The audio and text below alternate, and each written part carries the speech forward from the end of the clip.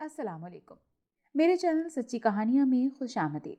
امید کرتی ہوں کہ آپ سب خوش ہوں گے اور خیریت سے ہوں گے۔ اس سے پہلے کہ آج کی خوفناک کہانی شروع کروں، آپ سے ہمیشہ کی طرح میری درخواست ہے کہ میرے چینل کو سبسکرائب کر لیجئے، اور اگر کہانی اچھی لگے تو اسے لائک اور شیئر کر لیجئے، اور بیل آئیکن کو لازمی کلک کر لیجئے تاکہ میری کہانیوں کا نوٹیفیکیشن آپ کو بر وقت ملتا رہے۔ تو چلیں شروع کرتے ہیں آج کی خوفناک کہانی۔ قبرستان کے گھپ اندھیرے میں کوئی بھی چیز واضح دکھائی نہیں دے رہی تھی، باوجود اس کے کہ اس کی گول گول بڑی بڑی آنکھیں ادھر ادھر تیزی سے حرکت کر رہی تھیں۔ اس کی آنکھیں نہ جانے کیا ڈھونڈ رہی تھیں۔ تبھی اس کی نگاہیں ایک جگہ پر تھم گئیں۔ وہ ایک تازہ قبر تھی جس کی مٹی نرم گداز تھی۔ اس قبر کی مٹی پر پھول کی پتیاں بھی بکھری پڑی تھیں۔ گلاب کی پتیاں ابھی تک مرجھائی تو نہیں تھی، لیکن سوکھنا شروع ہو گئی تھیں، اور پھر اس کے لبوں پر شیطانی مسکراہٹ جلوہ گر ہو گئی تھی۔ اس کی سیب کسی گول گول آنکھیں پہلے سے زیادہ روشن ہو چکی تھی۔ دیے کی مانند دہکتی وہ آنکھیں مزید چمکنے لگیں۔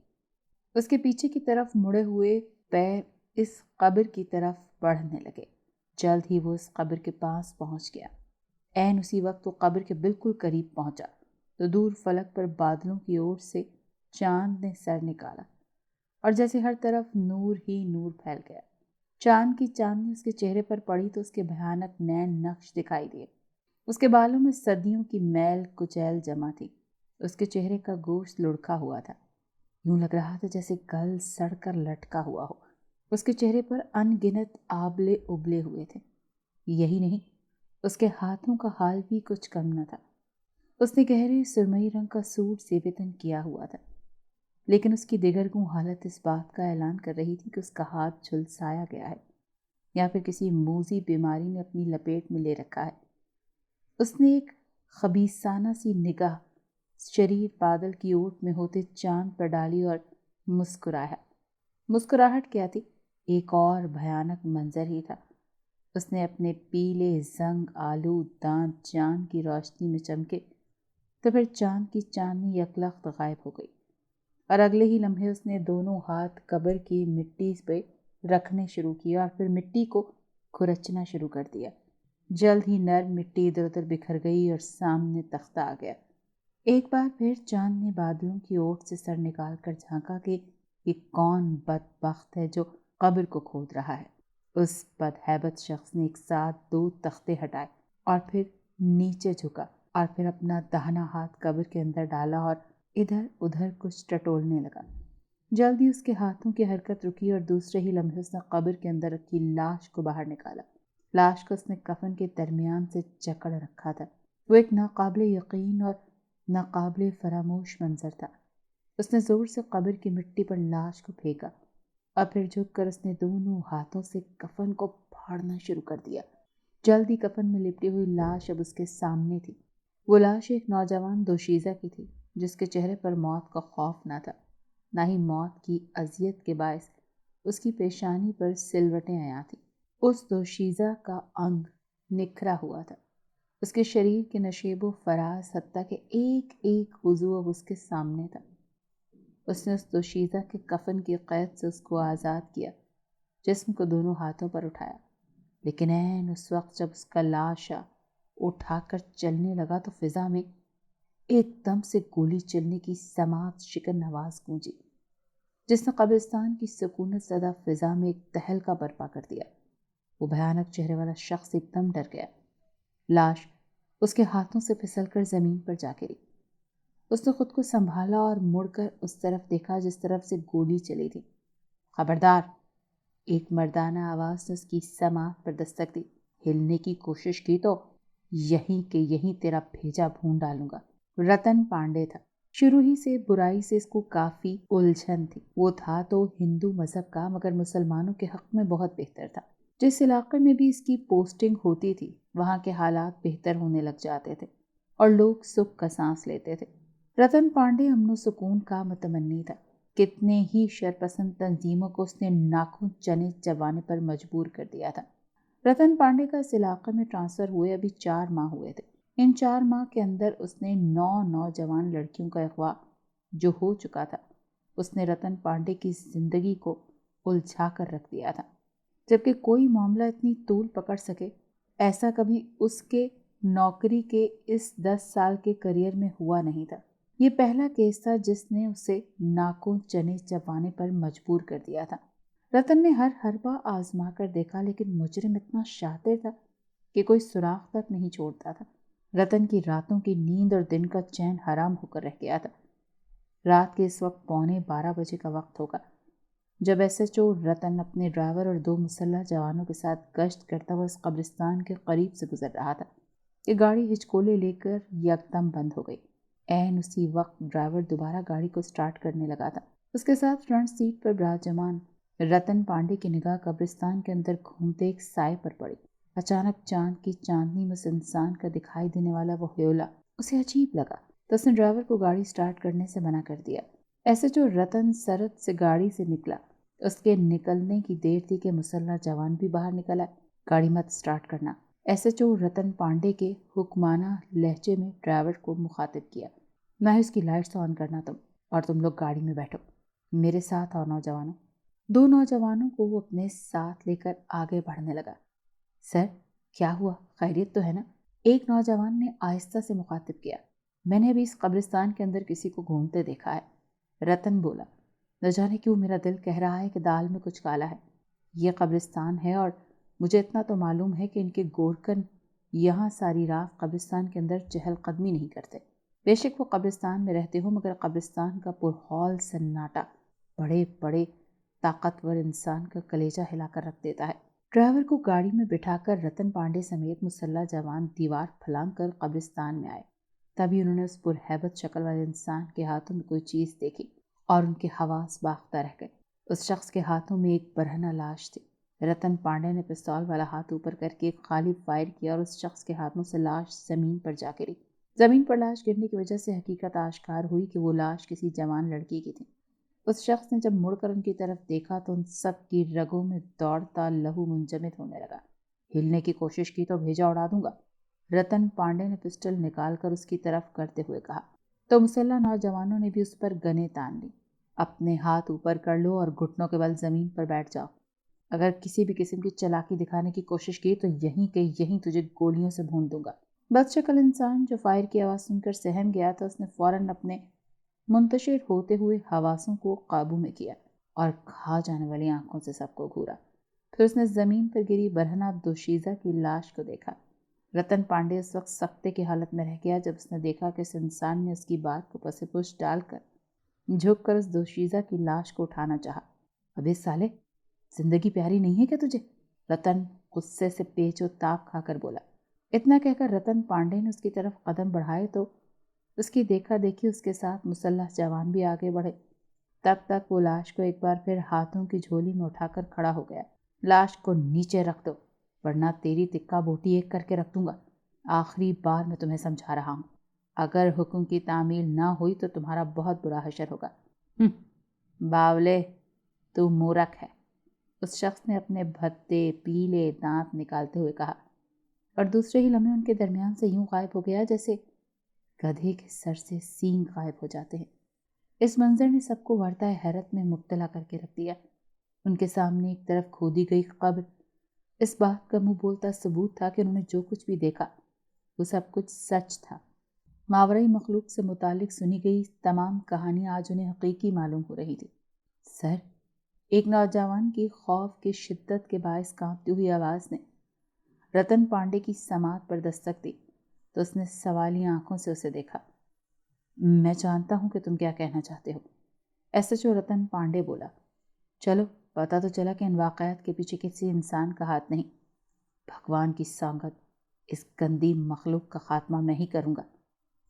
سر، اب کیا کرنا ہے؟ دوسرے نوجوان نے پوچھا۔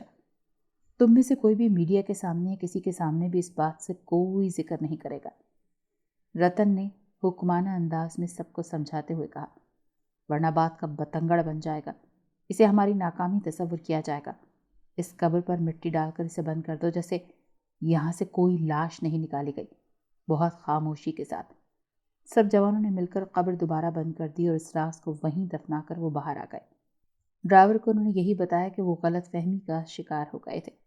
شانتی نگر سے باہر بنی یہ حویلی آصیب زدہ حویلی کے نام سے جانی جاتی تھی۔ رات کو درکنار دن دہاڑے بھی یہاں پر کوئی نہیں جاتا تھا۔ شانتی نگر گاؤں کوئی چھوٹا سا گاؤں نہیں تھا، بلکہ ایک شہر کی مانند تھا۔ آبادی پھیل چکی تھی اور اب تو 2000-4000 سے بھی زیادہ مکان بن چکے تھے۔ شانتی نگر کے باسیوں کا کہنا تھا کہ یہ حویلی ٹھاکر رنبیر سنگھ کے پتا مہندر سنگھ نے بنوائی تھی۔ ٹھاکر مہندر سنگھ ایک نہایت ہی احساس مند اور مخلص انسان تھا، جبکہ اس کا بیٹا ٹھاکر رنبیر سنگھ اپنے نام کی طرح حد سے زیادہ جابر تھا۔ ٹھاکر مہندر سنگھ اپنے بیٹے کو کافی سمجھاتا تھا کہ وہ سدھر جائے، جبکہ رنبیر سنگھ کے کانوں پر تو جوں تک نہ رینگتی تھی۔ باپ کی نصیحتوں سے تنگ آ کر ایک دن ٹھاکر رنبیر سنگھ نے باپ کو ہی زہر دے کر مار دیا۔ سب کو معلوم ہونے کے باوجود کسی میں اتنی طاقت نہیں تھی کہ کوئی اس کے خلاف زبان کھول پاتا۔ انہیں دنوں ایک سادھو ٹھاکر رنبیر سنگھ کا مہمان بنا۔ سادھو کالے علم کا ماہر تھا۔ اس نے کچھ ایسی چیزیں اور کمالات دکھائے کہ ٹھاکر رنبیر سنگھ اس کا دیوانہ ہو گیا اور اس کی شاگردگی شروع کر دی اور کالے علم پر دسترت حاصل کرنا شروع کر دی۔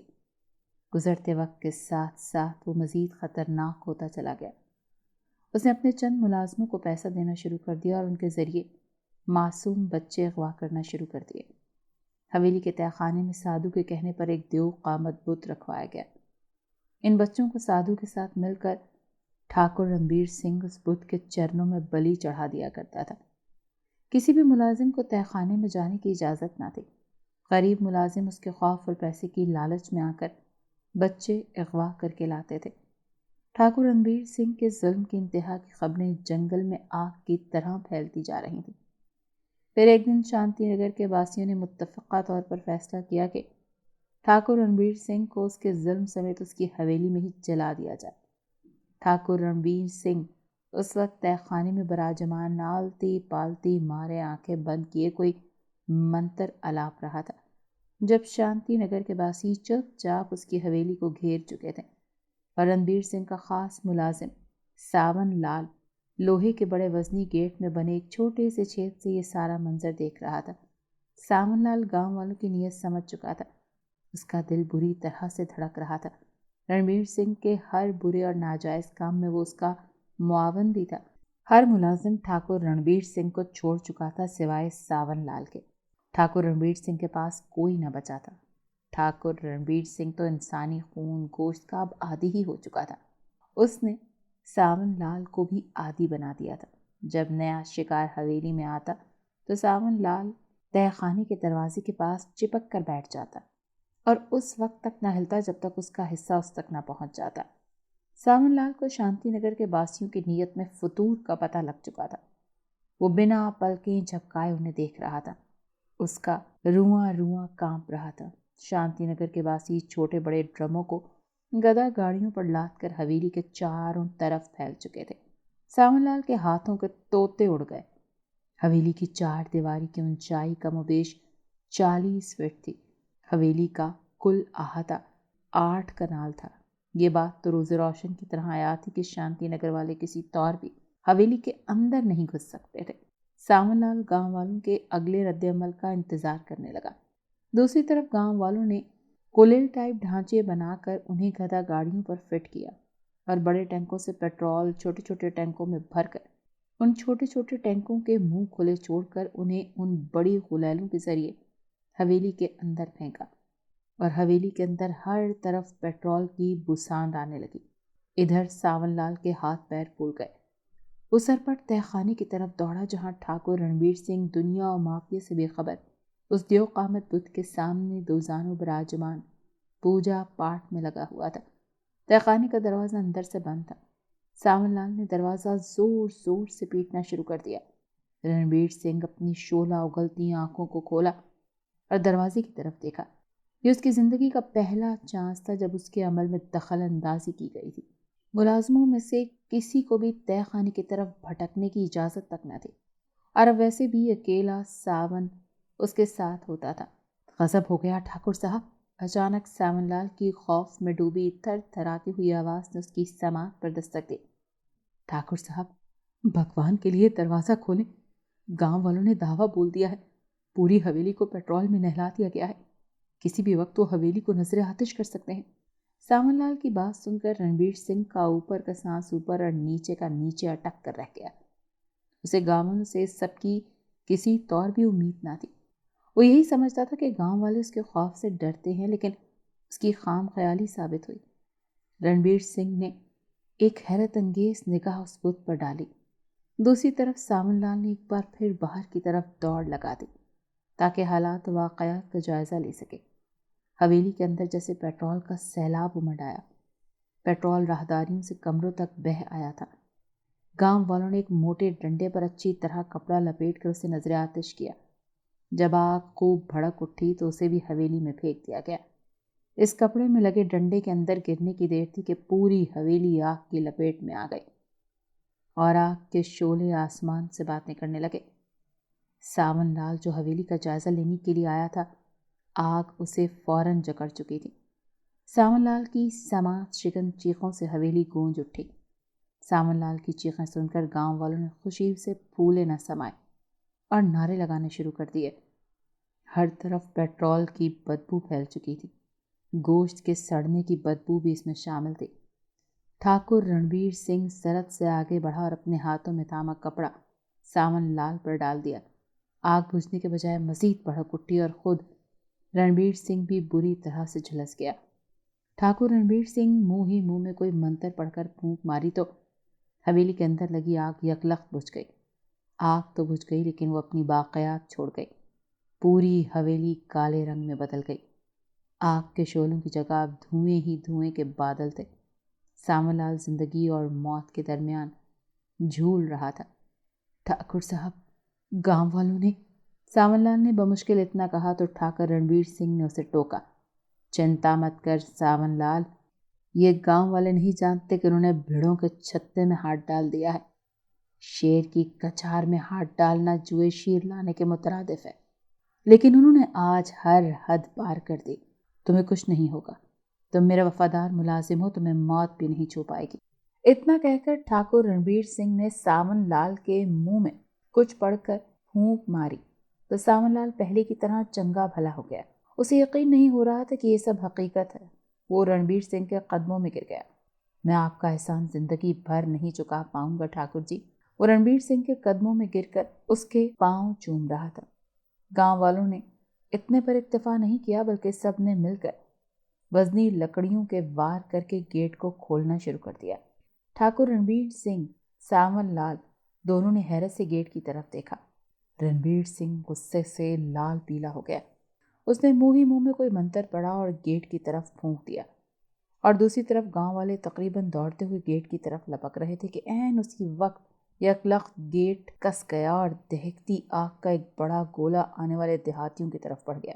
پھر چند دیہاتی ادھر ادھر دوڑے جبکہ آدھے سے زیادہ پلک جھپکتے میں جل کر بھسم ہو گئے اور گیٹ ایک بار پھر بند ہو گیا۔ یوں شانتی نگر کے باسیوں کے کان کھڑے ہو گئے اور دوبارہ کسی نے حویلی کا رخ نہ کیا۔ گاؤں والوں کی نظروں میں ٹھاکر رنبیر سنگھ اور ساون لال دونوں جل کر خاکستر ہو گئے تھے۔ حویلیوں کو اب آتماؤں کی اماج کا قرار دے دیا گیا تھا۔ ساون لال اس وقت حویلی کے کشادہ صحن میں پڑا خواب خرگوش کے مزے لوٹ رہا تھا جب ٹھاکر رنبیر سنگھ ایک برہنہ لڑکی کو ہاتھوں میں اٹھائے حاضر ہوا۔ ٹھاکر رنبیر سنگھ نے دائیں پاؤں کے زوردار ٹھوکر اوندے منہ لیٹے ساون لال کی پسلیوں میں رسید کی تو وہ کل بلا کر اٹھ بیٹھا۔ ٹھاکر رنبیر سنگھ کے ہاتھوں میں لاش دیکھ کر ساون لال کی بھی راڑ ٹپکنے لگی۔ آج اسی پر گزارا کرنا پڑے گا۔ ٹھاکر رنبیر سنگھ نے لاش ساون لال کے سامنے پھینکتے ہوئے کہا، حالات خراب ہوتے جا رہے ہیں، چل اٹھ اور اسے ٹرے میں سجا کر لا، تب تک میں کچھ پینے کا بندوبست کرتا ہوں۔ حکم دیتا ٹھاکر رنبیر سنگھ اندر چلا گیا جبکہ ساون لال لاش کو دونوں ہاتھوں میں اٹھائے کچن کی طرف چل پڑا۔ دوسری طرف S H O Ratan Pandey سوچ سوچ کر دماغ خراب کر رہا تھا کہ ایسا خطرناک مجرم، اس کو کیسے پکڑا جائے گا۔ اسے ابھی تک یقین نہیں ہو رہا تھا کہ اس نے جو کچھ دیکھا تھا وہ سب حقیقت پر مبنی تھا اور وہ بندہ اس کے سامنے اس لاش کو لے کر غائب ہو چکا تھا۔ اس کا دماغ تھا کہ جیسے بھٹی میں گرم ہو رہا تھا۔ اسے سمجھ نہیں آ رہا تھا کہ وہ کیا کرے۔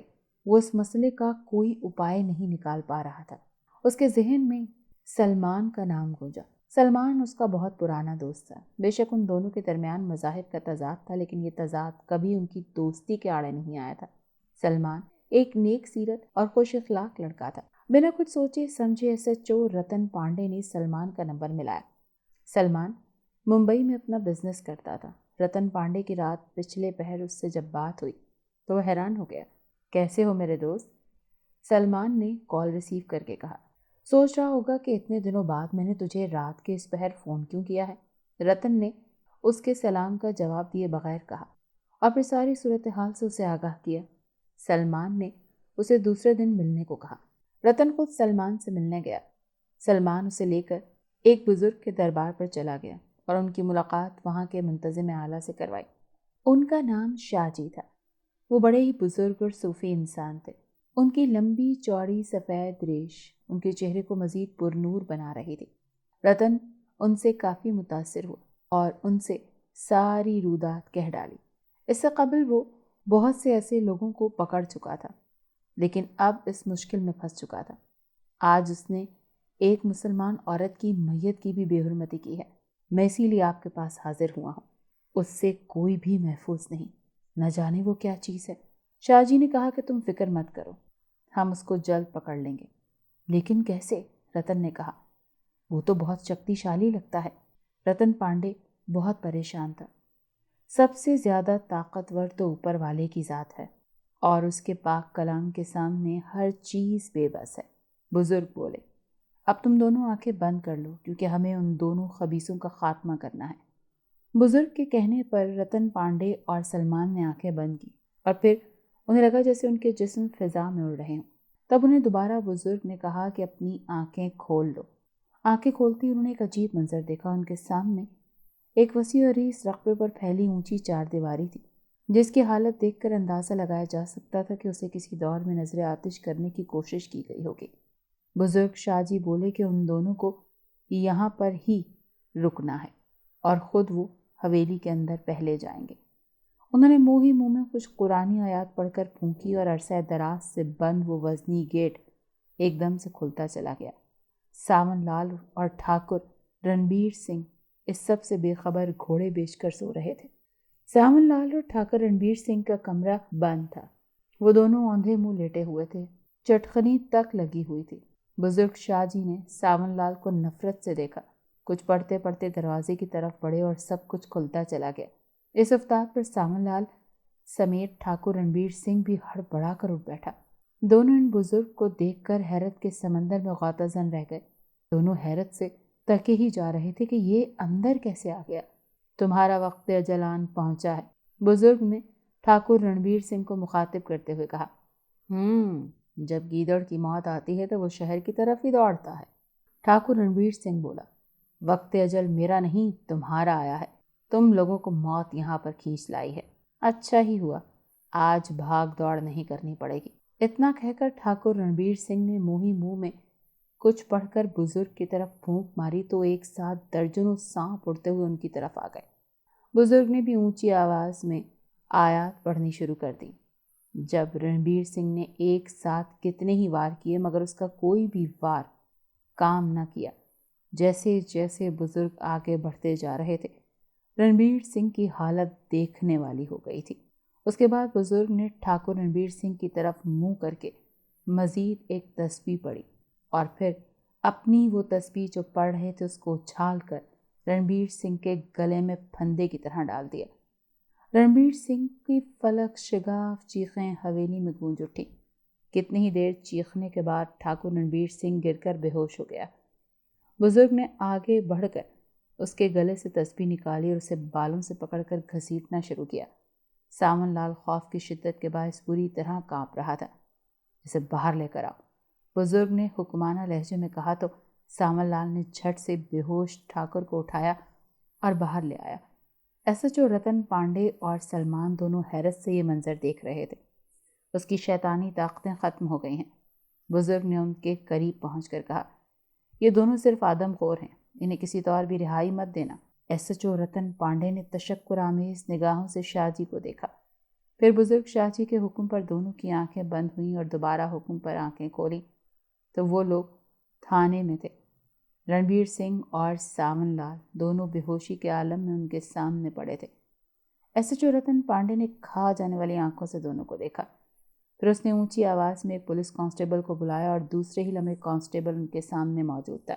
रतन पांडे के हुक्म पर ठाकुर रणबीर सिंह और सावन लाल को गाड़ी में बेहोशी की हालत में डाल दिया गया। रतन पांडे समेत सब एक वीरान जगह पर पहुंचे। वहां कोई उनको नहीं जानता था, बस सब वहां पर हुक्म के पाबंद थे। ठाकुर रणबीर सिंह और सावन लाल को वीराने में उतारा गया।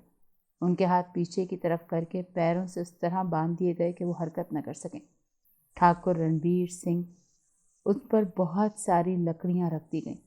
सावन लाल पर भी इसी तरह बहुत सारी लकड़ियां इकट्ठी रख दी गईं। ठाकुर रणबीर सिंह और सावन लाल की समाज शिकन चीखें उस वीराने में गूंज रही थी। दोनों मदद के लिए पुकार रहे थे, लेकिन आज दोनों की हालत एक जैसी थी। दूर, बहुत दूर एसएचओ रतन पांडे और उनके साथ वो बुजुर्ग और साथ ही सलमान खड़े ये नज़ारा कर रहे थे। रणबीर सिंह और सावन लाल पूरी तरह आग की जद में थे और चीखते जा रहे थे। रतन पांडे जब तक वहां खड़ा रहा जब तक वो लोग मुकम्मल तौर पर झुलस न गए हों। रतन पांडे ने अपनी आंखों से ये मंजर देखा ताकि दोबारा ये लोग जिंदा न हो सकें। उसने सलमान से कहा कि ऐसे लोगों की इस दुनिया में कोई जगह नहीं, ये इंसान कहलाने के लायक नहीं, ये जानवर है। और जब दोनों बिल्कुल राख हो गए तो उसने सलमान का बहुत शुक्रिया अदा किया और कहा कि अब मैं अपनी ड्यूटी पर चलता हूँ, और साथ ही बुजुर्ग के कदमों को छूकर उनका धन्यवाद किया और उनसे कहा कि अगर आप ना होते तो शायद मैं ये केस कभी ना सुलझा पाता। बुजुर्ग ने उनके सर पर हाथ रखा और कहा कि तुम इंसानियत के लिए बहुत बड़ा काम कर रहे हो, इस काम में खुदा तुम्हारी मदद करेगा। उनकी दुआएं लेता हुआ रतन पांडे और सलमान दोनों ही अपनी गाड़ी में बैठे और गाड़ी पराठे भरती हुई अपनी मंजिल की जानिब गामजन हो गई।